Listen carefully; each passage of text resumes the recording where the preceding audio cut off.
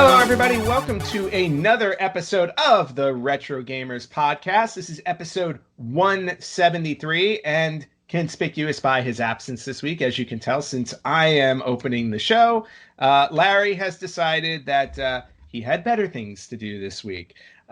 So I have my good friend Charlie here, who has been on the show before, joining me in Larry's place. Charlie, how are you?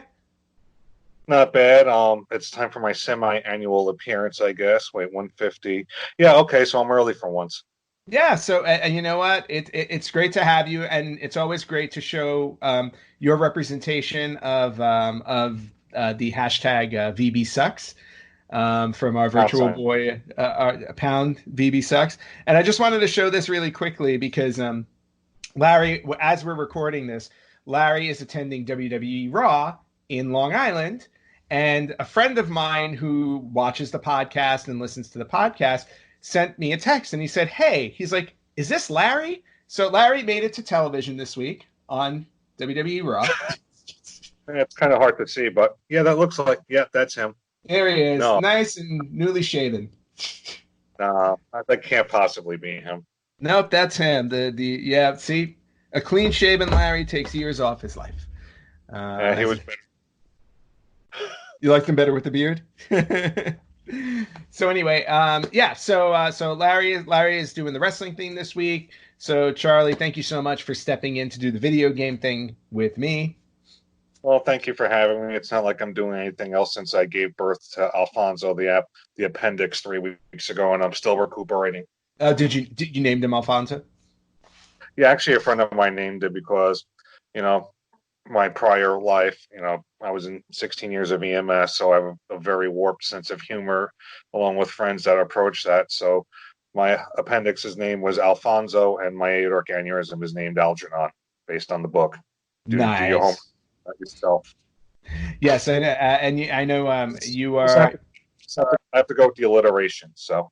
Well, that makes sense, and I think you and your wife Christine, who I'm also really good friends with, are probably the most avid readers that I know. Outside of the most avid readers I know. Let's just leave it at that. Your niece is catching up. She just got yelled at because she was supposed to go to be asleep at 7:30, and she's still up reading books. Wow. All right. You know what? Yeah. That's not a bad problem to have. No, she just turned 8 on this past Friday, and I can't yell at her because she has some of my bad habits, to include having to read something while sitting at the dinner table. And my parents used to yell at me all the time when I did that. So, Wow. It's one of those, angry, or do I just let it go? Or it's like, it's a catch-22. All right. Well, it's hard to discipline. I would assume, because I don't have any kids, that it's hard to discipline a kid when they're doing something good, but just at the wrong time. Yeah, and she is my little retro gamer also. She likes playing her old games. She loves her Mario. Actually, her favorite franchise is Kirby. Oh, she likes Kirby. Okay, well, I can understand that. Yeah. She likes characters that eat things. She does keep asking to play the original Legend of Zelda. Not quite sure if she's ready for it, but she just watches me play it instead. Okay. Well, I bet you she picks up more than you realize. So it may be time soon to, let her have a crack at it. It's dangerous for her to go alone, so she'll take that. Very true. Yeah, just don't have her run around your house with a sword. That could be dangerous. Too late. She has her own sword and shield. You've seen the pictures. That's very true. Well, you know what, and you know what, you're still around. I hope Christina's still around and everything is safe. The cats are around. I'm sure one of them will come and join later. Oh yeah, I know. My cats love to join. It's like as soon as I start podcasting, they take that as a clue to just come join. So those cats are assholes. Yeah, exactly. So let's jump into the topic for this week. So I was trying to come up with something, for you and me that was different, something we haven't done before. And when you get to 173 episodes, it's hard to kind of figure out. It's like, what haven't we really covered? And this is a topic this is the first time I'm on with you instead of Larry, so gotta do something different. Oh yeah, that's true. I forgot. Usually you're filling in for me, not the other way around. We did episode 94 was the handheld special. 100 was, the 100th episode, and the 150. I don't remember what we did for 150. Something else. I don't remember. But Oh, no, it's like I show up every 50 episodes, so it turns out to like mean once a yearly appearance. all right. Well, you're like you said, you're a little early this year, which is good. Oh, actually, yeah, I think the first time I was on the show with you was for the 150 because the three of us were on. No, I think it So was the 100th. But either way. Oh it well, was if well the if you 100. want to go back and listen. Hmm. So I think for this episode, the concept we came up with is we've never talked at length about video game music. We bring it up every once in a while as we're talking about different topics and everything like that, but we've never really given video game music like its own little episode. And after I brought it up to you, I saw the interest that you had in it, and I just thought it was a perfect topic for us. Definitely, because not only when you talk about gameplay with games, music it makes up a big part of a game. You can have a great game, but if the music is horrendous, it doesn't make it worth it. And there are just some themes that are so iconic that sticks with you forever. Or in my case, I usually hear these at least once a day in my head while I'm at work. So what Anthony and I did is we composed our top 10 video game music themes, whether it be themes for the whole game or certain sound effects. Yeah. And of course, I know me being me, narrowing it down to 10 after playing video games for, oh, I don't know, 35 years of my life, or 36 years of my life was a little bit hard. So I kind of went over a little bit. How did you do? I went over also. I had the ball rolling slowly, a little bit uphill first, but then it just kept going back and forth, back and forth. And even as I was composing the list, it's like, oh crap, I don't have this one. How can I not have this one here? Where am I going to put this one here? Oh, and I definitely need to put this one in here. Otherwise, he's never going to let me back on the show again. So running out the top 10 and then adding a couple of honorable mentions, it was a little tough, but I'm happy with my list for the most part. I'm happy with the order. The honorable mentions, they're not in any specific order for me except for the top one.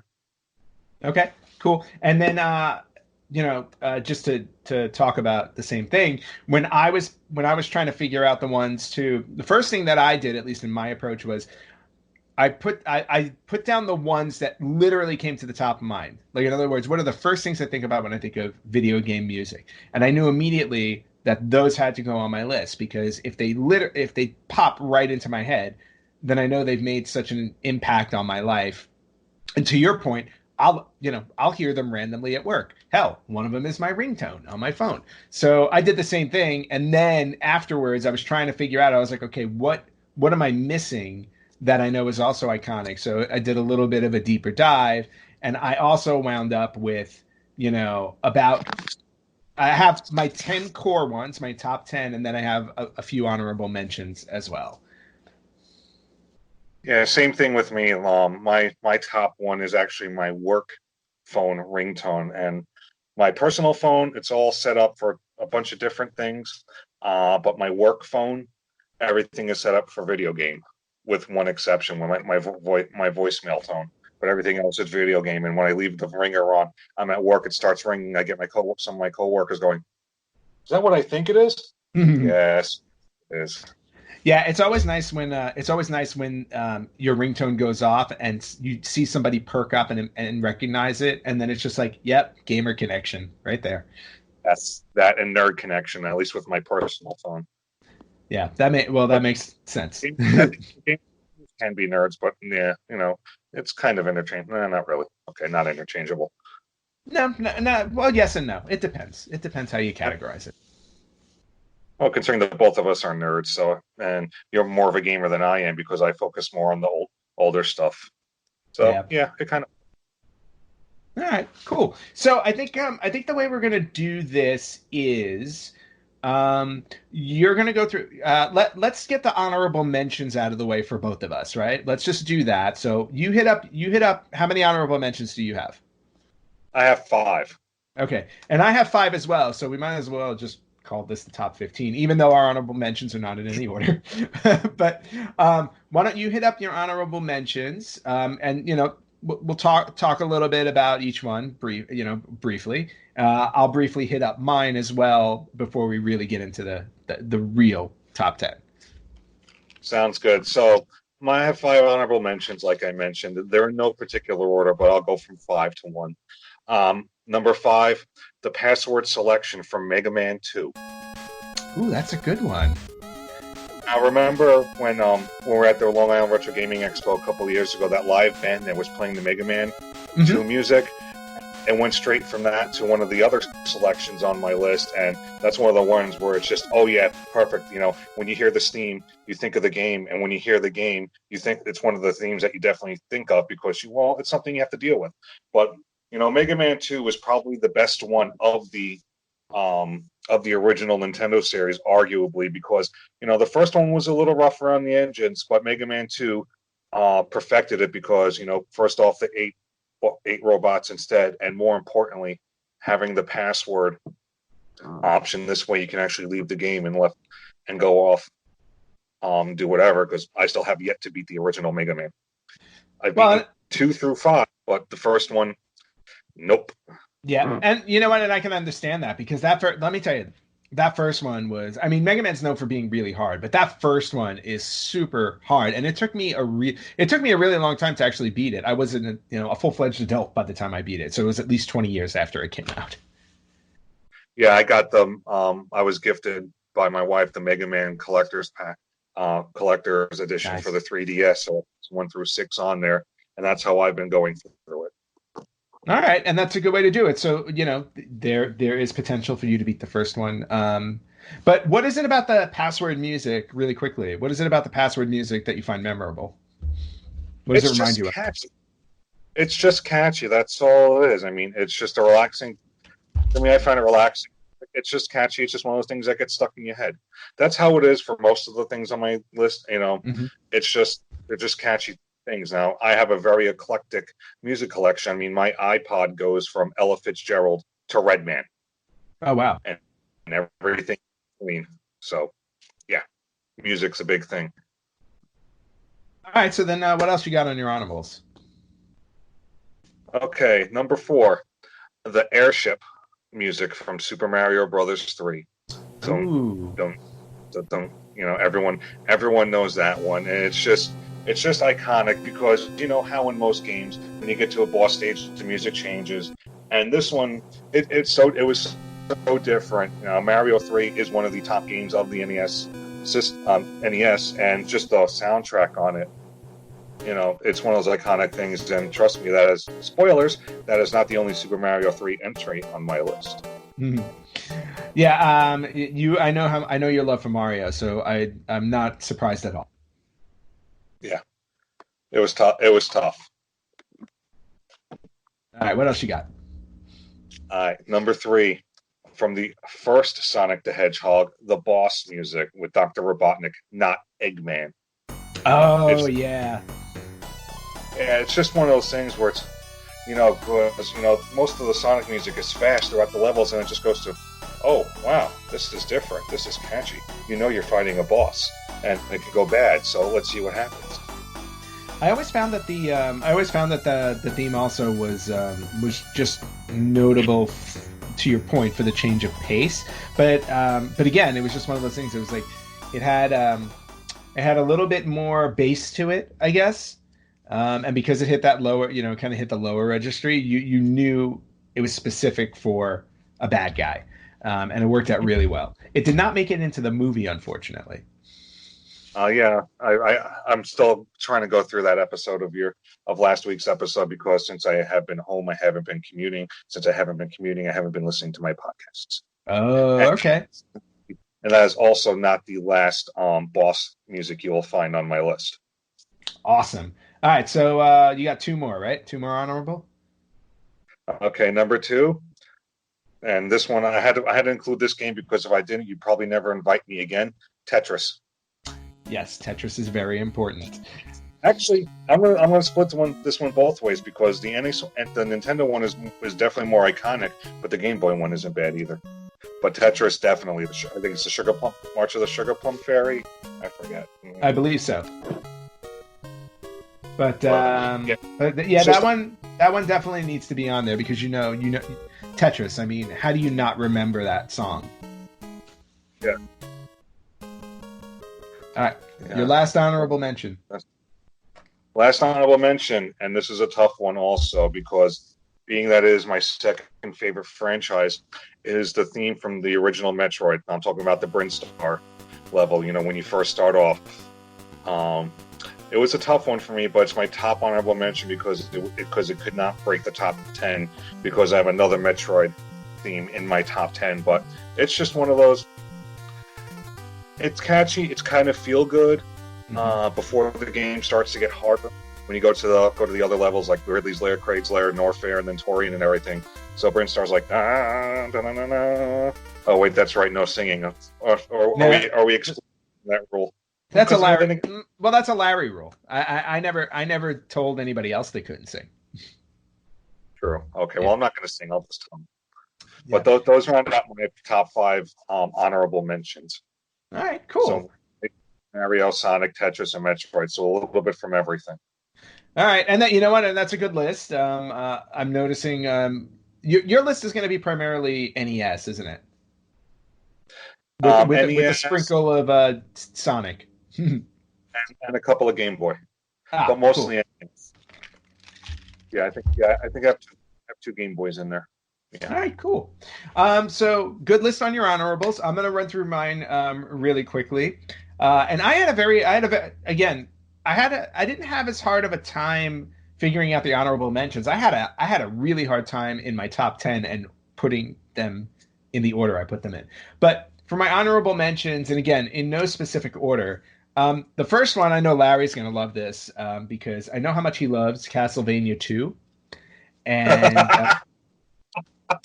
and I really wanted this to make the top 10, but it just couldn't make it. But Castlevania 2, The Silence of the Daylight is the name of the track, and that's basically the daytime track when you're going through the board, going through the game. It's just one of those ones again. I guess I was one of the few people, or in the minority of people who enjoyed Castlevania 2.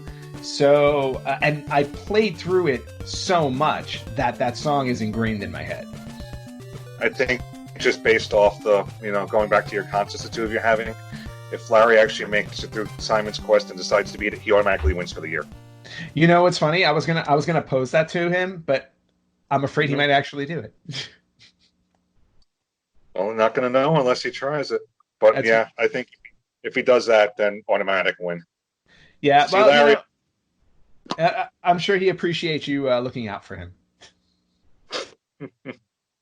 But so yeah, Castlevania 2, Silence of the Daylight. My next honorable mention is a Super Mario one, but it is for the Super Nintendo. It's the overworld theme for Super Mario World. I don't know if you remember that one, but again, it was one of those things where it was just like it was really a couple of them. So yeah, it was really upbeat. It's the one when the first level you go on it, and it's just got a really upbeat catchiness to it. It feels very Mario, and you just kind of enjoy it as you're working your way through the levels in that first world. But they use it a lot. And now it's stuck in my head. Now this is what's going to happen as we do this, and it's probably going to happen with the viewers and listeners as we mention these things. Certain things are going to get stuck in people's heads, and now everyone's going to get hate mail for it. Damn you for leaving things stuck in my head on endlessly for hours at a time, and now I have to go home and play it. You know what? That's okay. That's what this show is all about. This show is about getting everybody to, remember the good times of retro, kind of go back and say, oh yeah, I haven't thought about that in a long time. Or, it's just like any other song on the radio that you hear that gets stuck in your head. It's like, you know what? Head over to YouTube and just give it a listen. You'll be fine. That's the nice thing about when you got on one of your trips to Japan, when you got me the Super Mario Brothers CD list. CD collection, and Mary likes hearing it when we're traveling. So between that and the Queen and David Bowie, yeah. Nice. So you have Queen, David Bowie, and Super Mario. Yeah. Nice. That's a great. I approve the set list. Thank you. You're welcome. So my third one, and you will be surprised about this because I really thought this was going to make my top 10, but I put the Tetris theme in my honorable mentions. It did not make it. Um, I'm, I'm surprised because you are the puzzle man, and I thought yeah. Tetris would definitely be in the top 10. So, yeah, I think that's our first one that we have matching somewhere. Yep, that is definitely the first one, and it's both in our honorable mentions. I don't know, you know what happened when I did my top 10? It was in there. I go, and it just fell out because there were other ones where I'm like, no, I go, you know what? I go, this one just edges it out a little bit. So, and for different reasons. So, Tetris theme, which we already talked about, made my list. The last two I'm just going to say together because they're both from the same game. And I'm talking about The Legend of Zelda Ocarina of Time from the Nintendo 64. That game was rife with memorable music. And the two that I want to point out are two of the songs you actually play on the ocarina. One was Zelda's Lullaby, which was kind of very very calming, very and like melodic. And but then there was the Song of Time, which basically allowed you to go through time. You either became a kid or you became an adult, Link. And the Song of Time is the one probably that I remember, or I remember playing the most out of all of the songs on that ocarina, and it was just, it's just I can always hear it in my head. Yeah, and you are the Zelda junkie, so there definitely have to be a couple of Zeldas in there on your list. Probably as many as Mario's as I have Mario on my list. But that's why we tell you folks to stay tuned. Yeah, exactly. And you know what? You're probably right. I probably have the same amount of Zelda to your Mario, if not maybe even more. We'll see. Okay. So those are our honorable mentions. I could throw a couple of honorable ones, but just little things to throw out, just little things to throw out there that you may remember for people who are listening or watching. But Mortal Kombat, finish him. Everybody knows what that sounds like in their head. There's no question about it. Oh my God, definitely, yeah. Yeah, Finish him is a big. yeah, between finish him, fatality, and Scorpion's get over here. Like you can hear those in your head very easily. Can I just add one to that Mortal Kombat? What about Toasty? Oh, well, oh yeah, you can't forget Toasty. Can't forget the Toasty. Yep, Mortal Kombat 2. yep. And then one really quickly that's from maybe I mean, I would think everybody would remember this one. Maybe some people don't, but I remember it from the arcade more than I do from the Genesis, even though I had the game. But Altered Beast, when you first start the game and the guy says "Rise from your grave." Do you remember that? Like "Rise from your grave." It was really It's been like so really low register. it's been so long since I played it. I'm gonna have to go now. I'm gonna have to go look it up. You're See gonna that have that's what this is. That's the point. That's the point of this. But I just wanted to throw those two out there because those were two other ones that popped in my head, and I'm like, yeah, I go, they're not like they don't make my list. I was like, but I thought they were cool enough to at least bring up. All right, now that that's done, we're gonna head into the top 10. Charlie, the floor is yours. When you as you hit each one, we'll go back and forth a little bit, but talk about why you chose it and what like maybe is there a memory attached to it or something like that. But I definitely want to hear like your reasoning behind these things. Okay, so my top 10. We'll start with number 10. Super Mario Brothers 2. The Wart fight music. For whatever reason, I think that's the best music. That's the best music in the game. And being Mario heavy, I had to get one from each of the NES games. But it's just one of those. It just kind of sticks in your head. You know it's going to be a tough battle because of the way it goes. And also, the music from Mario 2 or Super Mario USA, or Doki Doki Panic if you really want to go there. The music from Mario 2 is so different from the other ones because the gameplay is so different. So it is one thing that sticks out because he is one of the tougher bosses to beat in the Mario NES collection. Because him and Claw Grip from World 5 and Super Mario 2 were tough, but the Wart fight music is my favorite music from that game. Nice. And and to your point, Mario 2 is it's so outside the norm. And again, because Nintendo decided that people in the US weren't going to be able to beat the original Mario 2, so they gave us Mario USA. It's such a strange rationale behind that, but still, we did get a repurposed game, but it still managed to be cool. Yeah, it was cool because it was different. And one of the gripes I have about the Famicom, the mini Famicom, which once again, thank you again for grabbing for me from Japan, is the fact that they have, yeah, while they have Super Mario USA on it, they don't have the original Super Mario 2 on it, which is kind of disappointing. But what are you going to do about it? Oh Yeah. wait, I'll just play it from the Virtual Console on my 3DS with the original 8-bit graphics, which makes it so much better. Well, there you go. See, you can always get your hands on it some way. Yeah.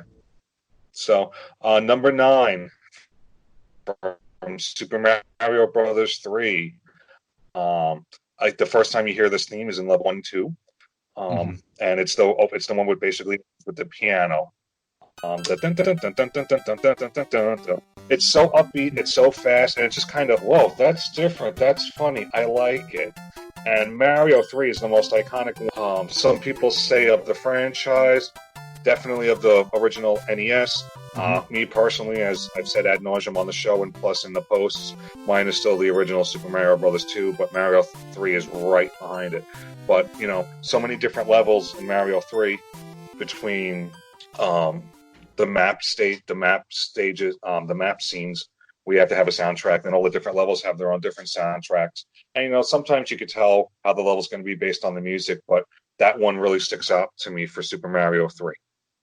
Very cool. And I think to your point, like Super Mario 3, I think for a lot of people, it's like a lot of lists, if you look them up online, it's pretty much like considered the best game on the NES. Yeah, it's definitely up. It's definitely up in the top 5, not even the top 10. I mean, it is in the top 5. It was such an iconic game. It was such a change from the original, because you went from original to okay, Doki Doki Panic, Mario 2, whatever mosh you want to call that. And basically it went back to the basics from the original Super Mario Brothers and expanded on it, having Bowser was 7 children, excuse me, and the mini fortresses and having different items. That just opened up the franchise for the rest of the run, Mario Hmm. World and everything else for each system. Yeah, It I mean, changed like yeah. Plus, who knew that Bowser was, who knew Bowser had 7 kids? I mean, that's just weird. yeah, I wonder what Mrs. Bowser looks like. Yeah, I know. We've never met her. Yeah, maybe that's a concept someone has to work on out there. Yeah. Well, right. You know what? Write a letter to Nintendo and mail it to them.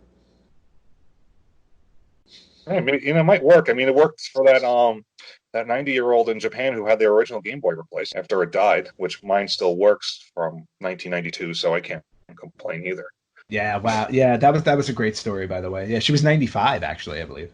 Yeah, I mean, she was in her 90s, that much I know, but that was just awesome that they were able to just here have a spare one, thunk.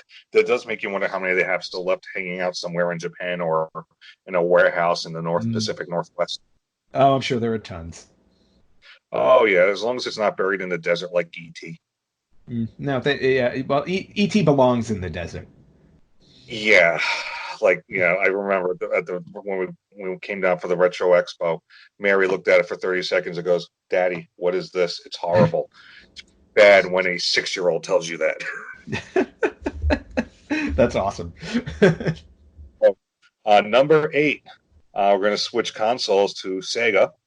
Sonic the Hedgehog 2, the Sky Chase Zone music, and that's the Oh one. If you don't yeah. remember, who you're playing. I'm sorry, Sonic or Tails, depending on who you're playing, is flying the airplane, the biplane, and Yes. that's just once again, it's a different theme. It goes from all the high strung stuff from the early levels to, oh, this is calm and soothing, and Mhm. you just kind of get into it, and you don't want the level to end because the music is so good. That's how you know you have a good video game theme, when you don't want that level to end because you just want to hear the music playing over and over. Yeah, and I remember playing through that level too. And again, Sonic was always. I mean, granted, the gameplay in it is fantastic, but every game they released always had something memorable on the music side, and that's an interesting one to pull out because it stands out for how different it is from the rest. Yeah, and it definitely was. It does stand out. It's so because the game is high strung, for lack of a better term. Then you Mm. get to this level. Ooh, this is calm and coming, and then the next 2 levels are the last 2 levels, and it just goes from it goes to really high strung to, okay, this is the end. It's me or him, and that's it. Although, Nice. no, remember if the last level in Sonic 2 is the regular boss music. I don't remember. Either way. Yeah, I couldn't tell you. All right. So number 7, and this is my first Game Boy mention because Nice. we're talking about the Game Boy version, not the brand new Switch version. So you already know where I'm going with this. Yes, The I do. Legend of Link's Awakening, the overworld theme. Now, this just barely beat out the Legend of Zelda's original theme for a couple of reasons.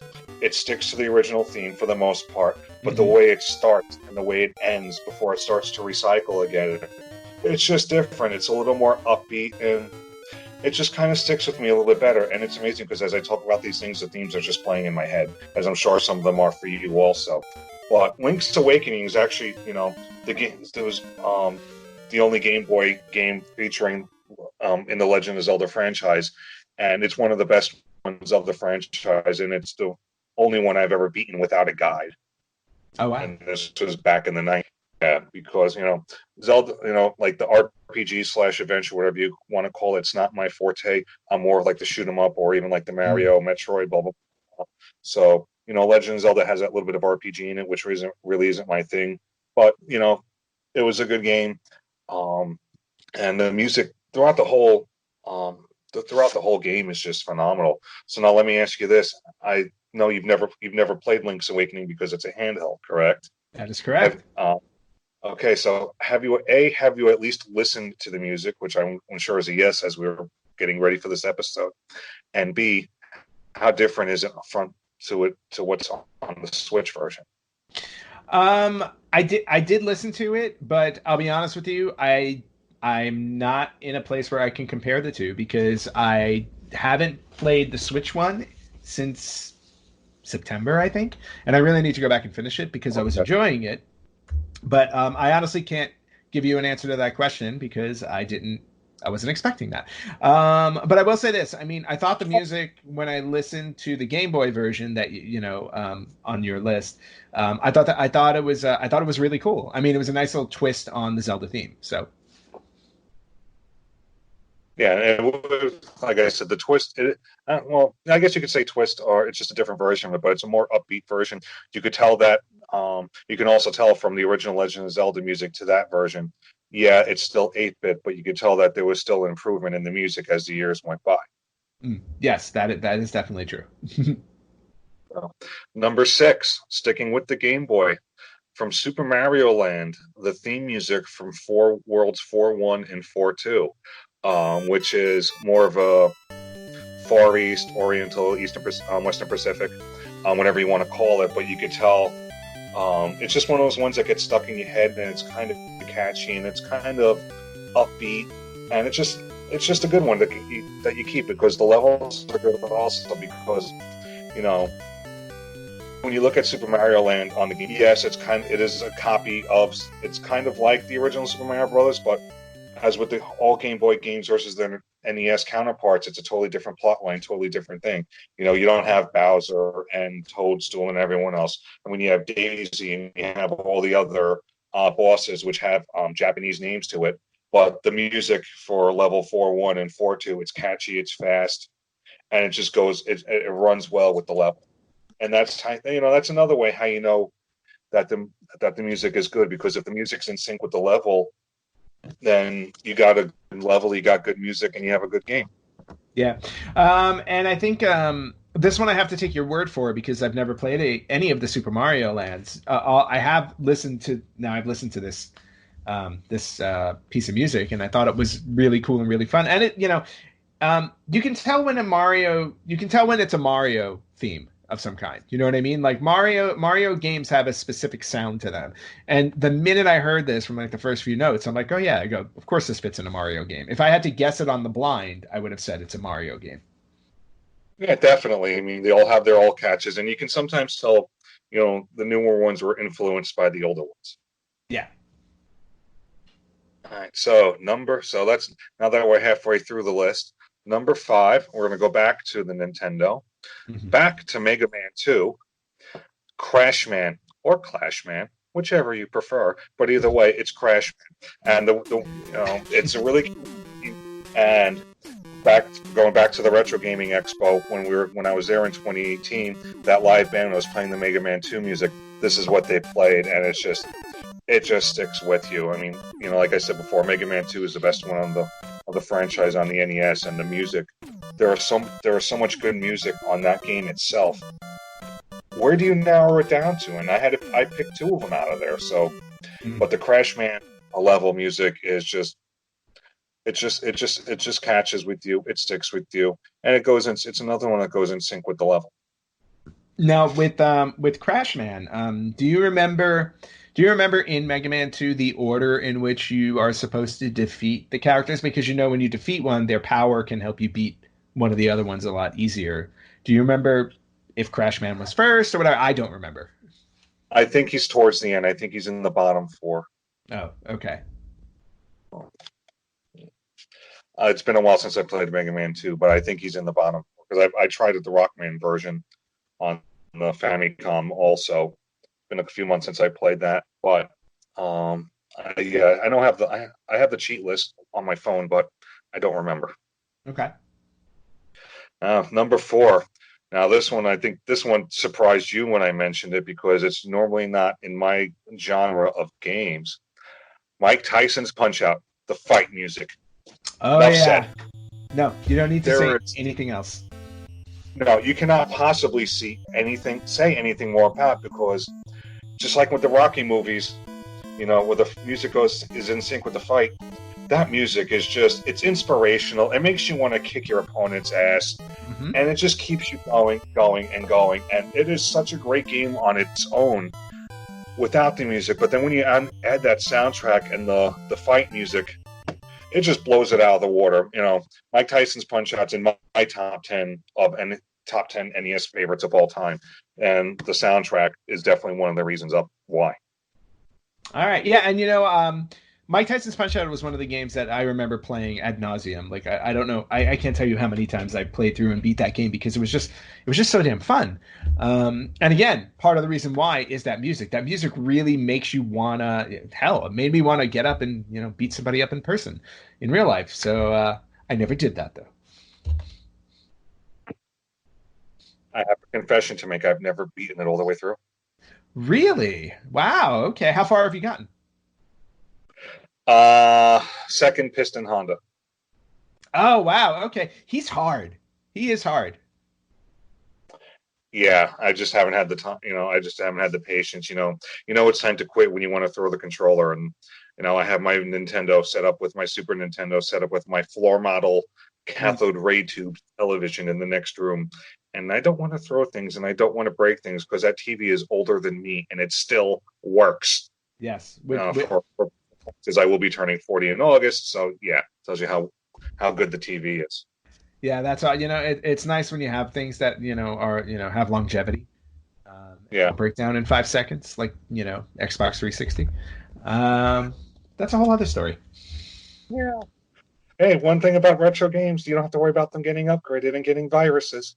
Mm-hmm. Yeah, and when you pay for it, you get the entire game. Exactly. All right. So top 3. Now, number 3, back to Metroid. Now, like I said, this isn't so much a theme as it is a sound effect. But when you pick up an item in the original Metroid, that it's kind of inspirational. I think that's the best way to describe it. And it just barely, my honorable mention to top 10, like the Metroid item versus the theme, it was a back and forth. And I just went with the theme with the item because no matter where you are in the game, even when you get that last energy tank after beating Kraid, that's still the music you're going to hear. And it's, like I said, it's so calming. It's so inspirational because, if you've never played Metroid, the original Metroid before, it can be a tough game, especially if you don't know where you're going and what you have to get because of the open world concept. Yeah, and that was one of the reasons why Metroid was one of those games. It took me a long time to beat because I always lost my way in it. So I would always struggle with it, and there were many times where I just kind of put it down and said, "You know what? I'm fine. I can't figure it out. Goodbye. But and eventually I went back and I beat it. But I will say I agree with you. It's like when you get that item, that music is not only like it's got like a sense of, again, it's like got a little, ethereal, spacey kind of sound to it, but it's also so calming, and it gives you that sense of accomplishment. Like, wow, I did something. Exactly. That's what I was going to mention. It gives you a sense of accomplishment. And that's how it should be, because it is a tough game. And you want to, just like the motivation when you're playing Mike Tyson's Punch Out, you want to keep going, if the music helps you keep going, well, let it be. So, top two. Number 2, back to Legend of Zelda, the level 9 theme. Ooh, all right. That just popped in my head the minute you said it. Because it's different than the other dungeons, and the way the music is playing, you just know, oh crap, this is going to be very hard. And it is the hardest level in the game because not to mention how big it is, how much of a maze it is, the enemies that are in there.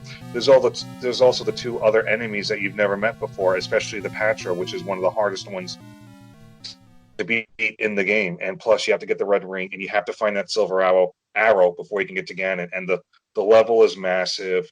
Just the music goes with it, because it's such a, oh crap, it's about to get real. We need to, it's like kill or be killed. Let's get this done.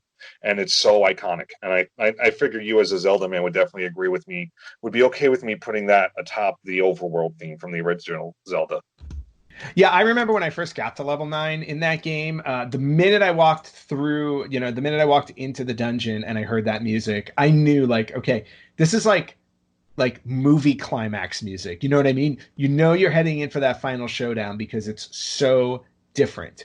And it has that ominous feel to it too, as you're listening to it. So it's all going down. You just know it. Yeah, ominous. Ominous is probably the best word to use for it. See, I've been home too long. I can't put thoughts into brain mouth connection bad. I need to get back to work eventually. But yeah, it is definitely, from an iconic game, it is probably, in my opinion, the best soundtrack of that game, because it is ominous. It's, oh crap, this is going to hurt.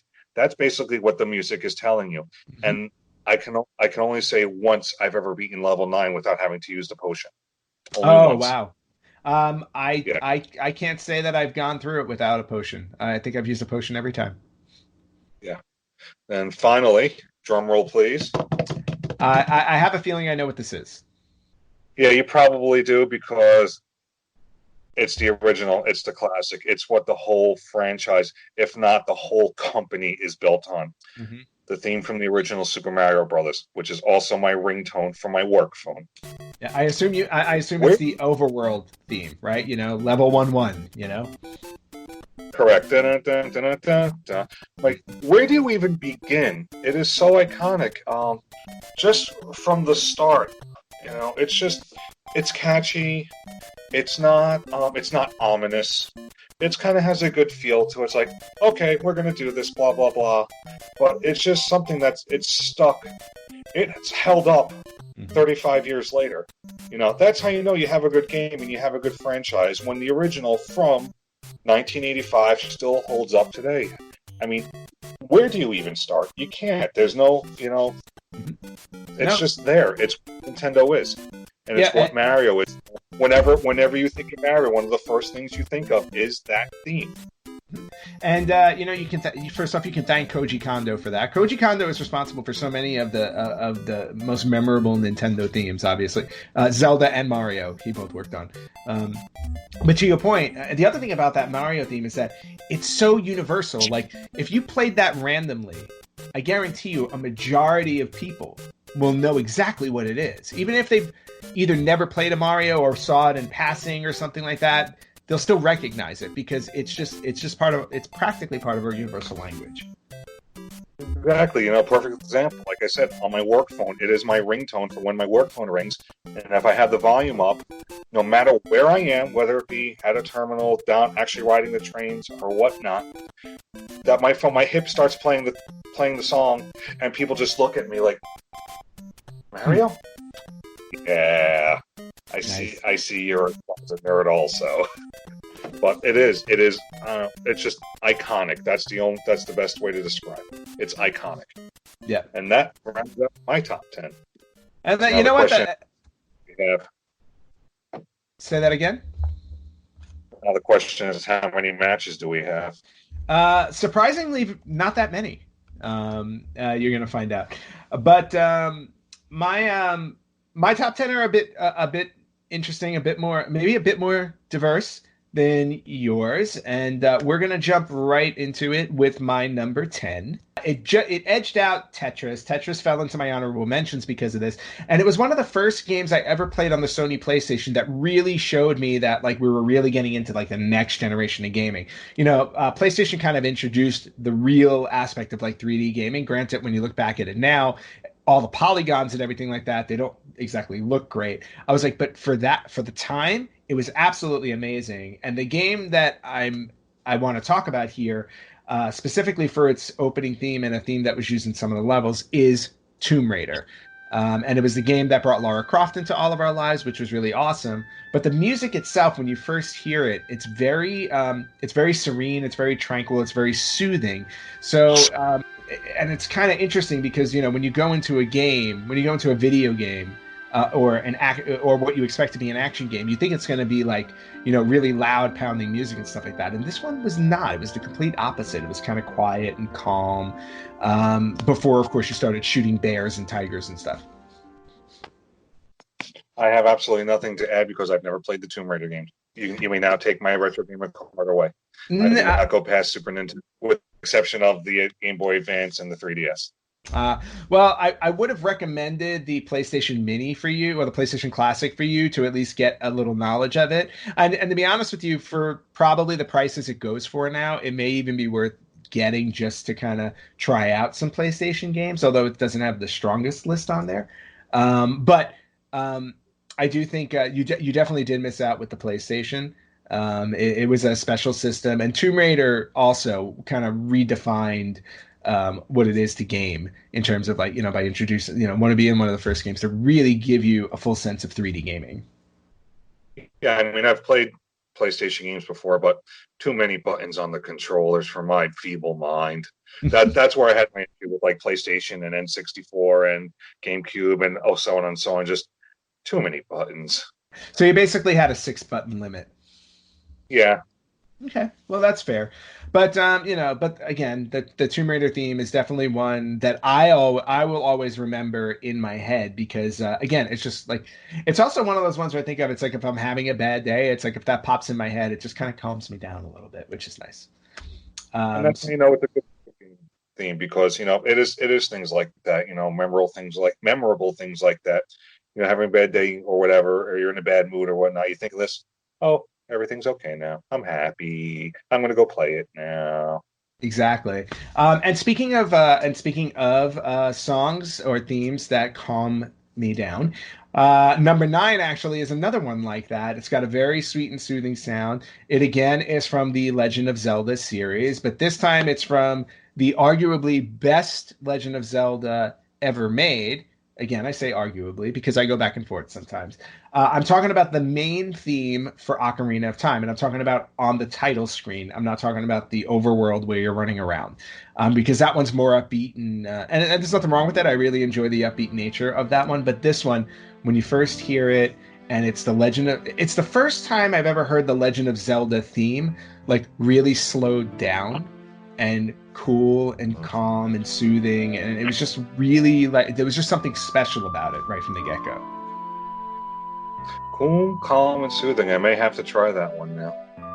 Yeah, well, the game is not anywhere near that because it's a very the depth in this game is just amazing. Like it is truly an adventure, and like I said, arguably one of the best Zelda games, if not the best Zelda game ever made.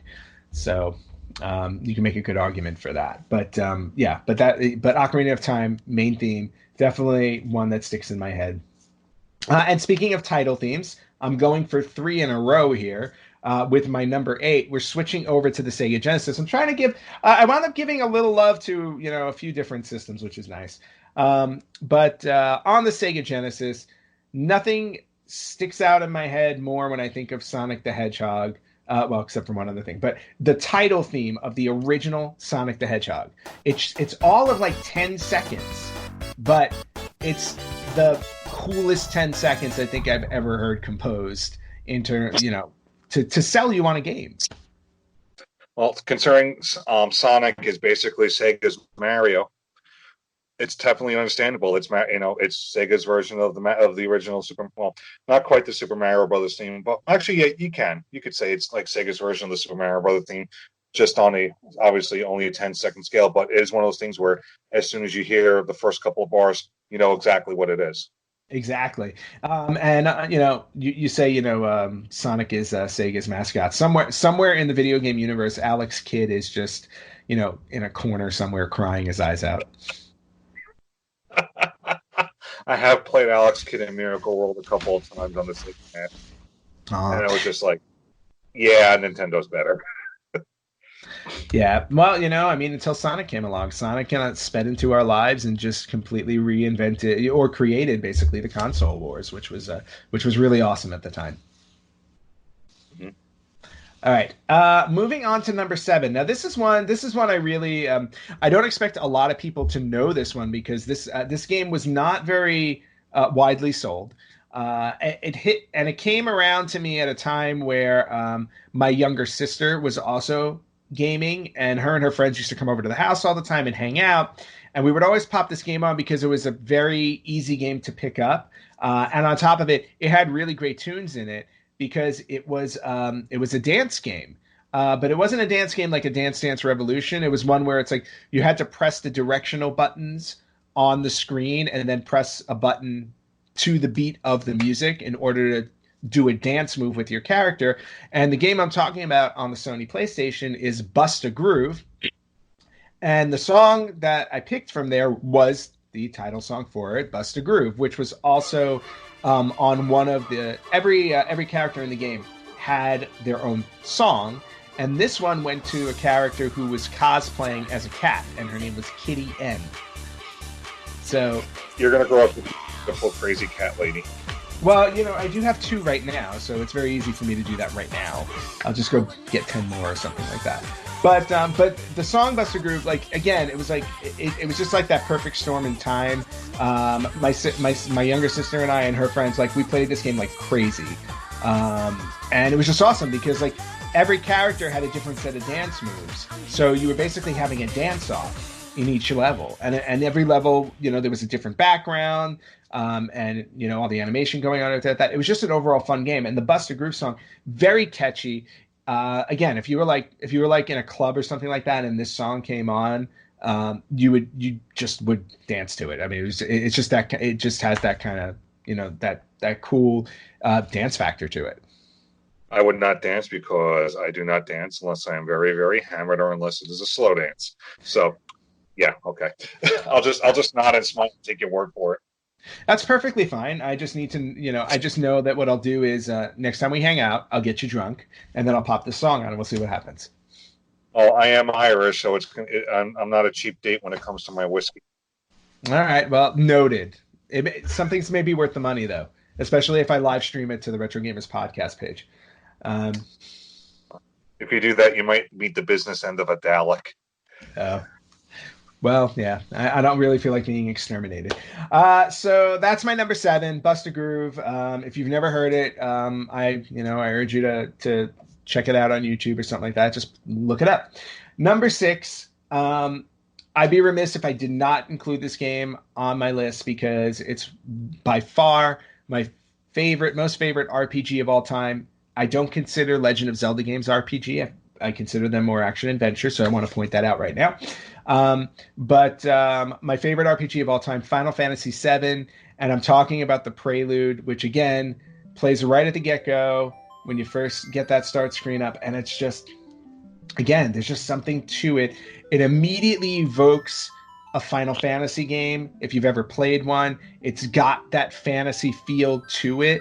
And yeah, I mean, there's no other way to really describe how it just impacts me every time I hear it. It's like I remember so much about that game and how epic it was, and it was probably the first game I've ever put 50 or 60 hours into. I'm just gonna nod and smile again because I You have said that's absolutely fun. nothing to be for this. Now, like I said, RPGs aren't my thing. I mean, I tried playing the original Final Fantasy on the NES way, way, way back when it's just not my thing. Just like how first person shooters aren't your thing. That's all. Apples, oranges, whatever. Yeah, no, and I get it. And you know what? I mean, I give you credit for at least trying an RPG to see how it works, but it's one of those genres where it's like you either love it or you don't, and that's just it. As dumb as this sounds, when I sit down to play a video game, I don't want to have to think too hard. And it seems like with RPGs, I have to think a little too much. As dumb as this and as much as this might make me sound like an idiot, that's just how I am. I want to relax when I play video games. Minimal thinking. Yeah. No, I mean, look, everybody's got preferences, and it's just a genre that doesn't work for you. To your point, first person shooters never ever worked for me. Granted, they gave me bad headaches, but aside from that, I always want to see my character on the screen. I don't just want to see the screen moving, you know? At least we can all agree on one thing. Yes, hashtag BB. Well, the Virtual Boy is just in a class of itself. I don't even know how to describe that thing, but Yeah, but there's no way. no, but yeah. So I like yeah, Larry. I'm sure Larry's ears are burning right now. They're ringing, they're burning. Maybe they're falling off at this point. I don't know. But no, it's only like we've mentioned it, so it's really not that bad. that's true. That's true. Maybe you know what? Maybe a Virtual Boy theme will show up on my top 5. Yeah, okay. All right, jumping into my top 5. Number 5 again. We're going back to the original NES because let's face it. That was the most memorable system of my childhood because after the Atari, the games didn't really have music to them. Nintendo was the first system that I had that actually you had music associated with each game. So it makes sense that a lot of them would be stuck in my head at least. But for number 5, gotta go with the courtyard theme in Castlevania, which is basically the first level. The music in that first level. As soon as I think about it, it plays through my head. And it gets you going. It's a good way to start the game. It's just excuse me, you hit the ground running, and the music does that also. It gets you going, it gets you to start moving. Yeah, and if that doesn't get you, to start moving, the zombies that pop up from off screen, they'll get you moving a little bit too. But yeah, that courtyard theme, just walking through in the beginning. I mean, you really get the sense of you're in for like a really solid adventure, and it pumps you up, which is really cool. Yeah, definitely. All right, moving on to number 4, we are going back to the Sega Genesis, and we are returning to Sonic the Hedgehog. This was one I kind of went back and forth on for a little bit because there's so many Sonic levels that have great themes, and I just wanted to pick one that stood out to me the most, and there was no question about it. I put the Sonic title theme at number 8. Number 4 is right after you press that start button and you start the Green Hill Zone. That theme is outstanding. Just outstanding. I always hear it. I always hear that in my head. And now I have it stuck in my head too. But you are right, it is outstanding because it kind of sets the pace for the game. It's upbeat. It's not that fast, but it's fast enough to go in sync with the way Sonic moves. Mm-hmm. So it like I said, it's like I've alluded to before, it's one of those themes where it syncs with the level and the game. Yeah, and and to your point, like it's fast but not too fast. I also think it's the one I remember the most because it's the first level of the game, so I'm learning how Sonic works and maneuvers. You know what I mean? So you're kind of practicing how he works, and while you're practicing how he works and gets through a level, you're hearing this song. So I feel like I've spent more time hearing this song than any other song in the game. At least that's how I equate it. But still, just an absolutely fantastic song, and worthy of my number 4 spot. Now my top 3 are going to be very predictable. as I'm sure you'll know. You'll know as soon as you hear them. So number three has to go to. It has to go to. I haven't mentioned this yet on the NES. Legend of Zelda, and I specifically am pointing out the title theme to the game. So before you press that start button, just the original title theme.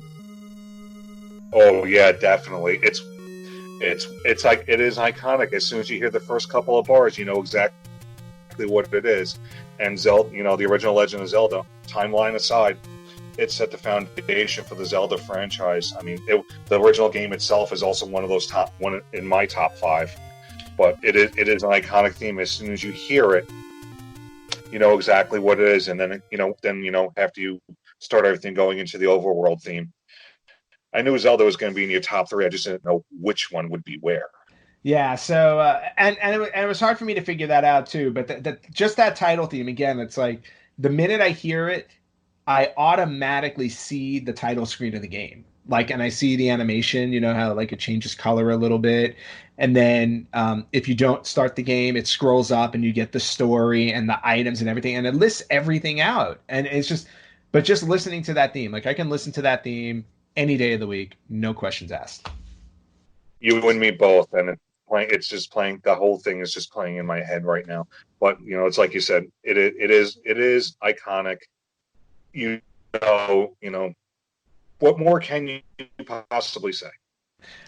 Can't say much more for that one, and we can't say much more about this one because my number two, what just so happens to be what your number one was, which is the Super Mario Brothers Super Mario Brothers theme in the overworld. It really, I mean, I could have skipped over it, but I wouldn't have been doing it justice because again, one of the, if not the most memorable video game themes of all time. I mean, it literally has a global imprint. It really did. It made one.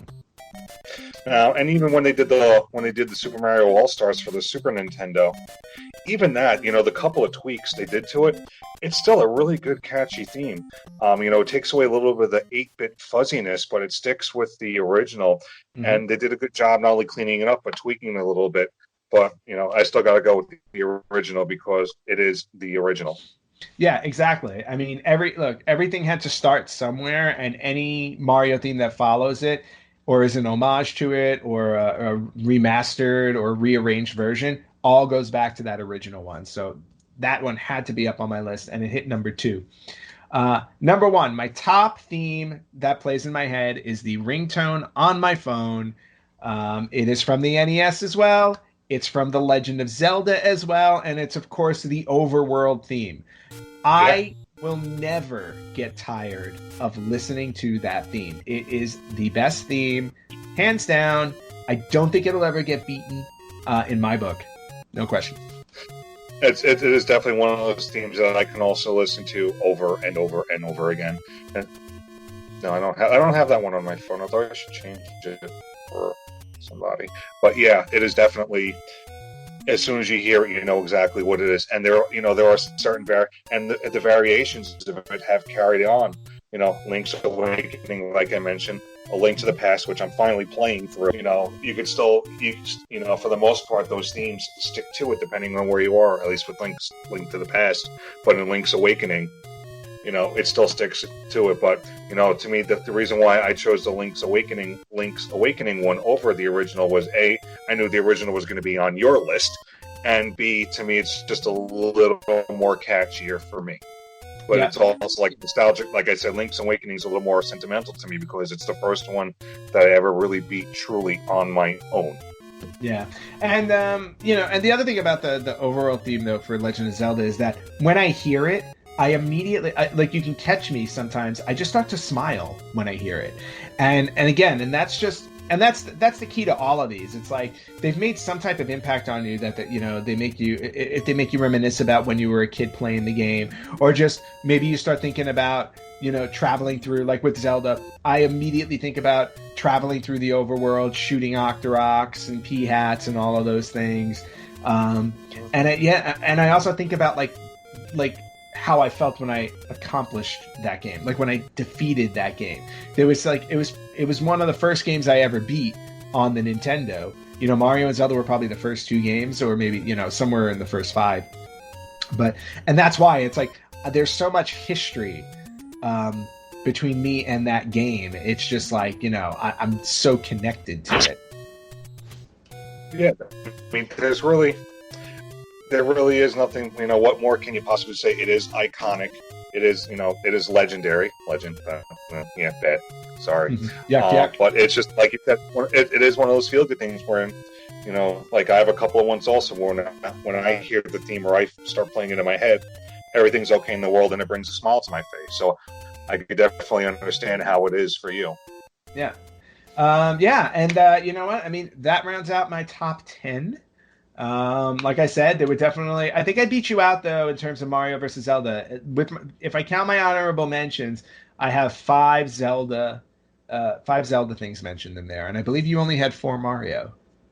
Well, 5 if you can count the honorable mentions. 1, 2, 3, 4. Yeah, 5 if you count the honorable. So clearly we can see which games had the most impact on us. Mario for you, Legend of Zelda for me.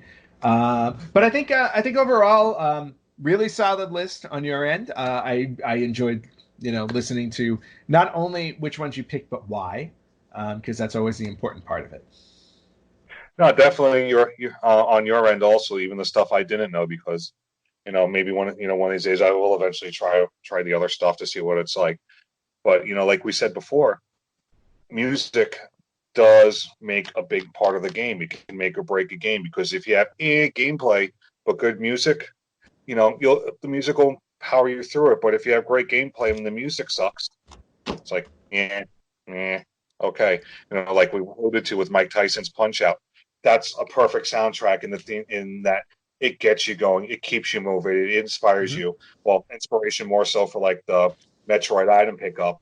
Oh wow, I got this. Okay, we can keep going. And it's the same thing with Mike Tyson's Punch Out. But that's how when you have good music. Plus, when it gets stuck in everybody's head.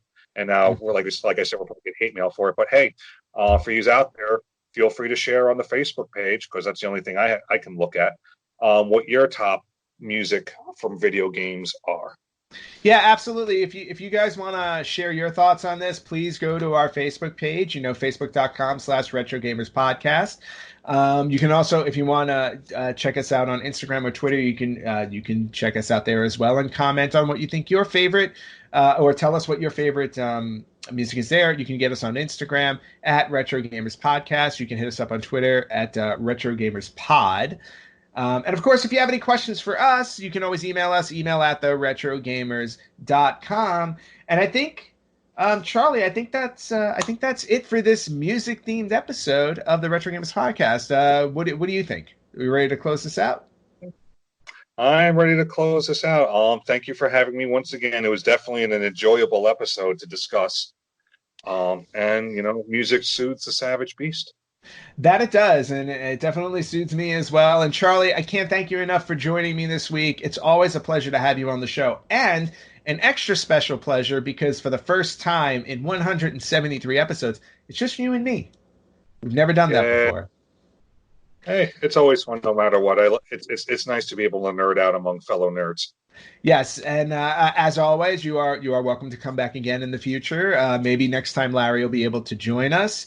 But that concludes this week's episode.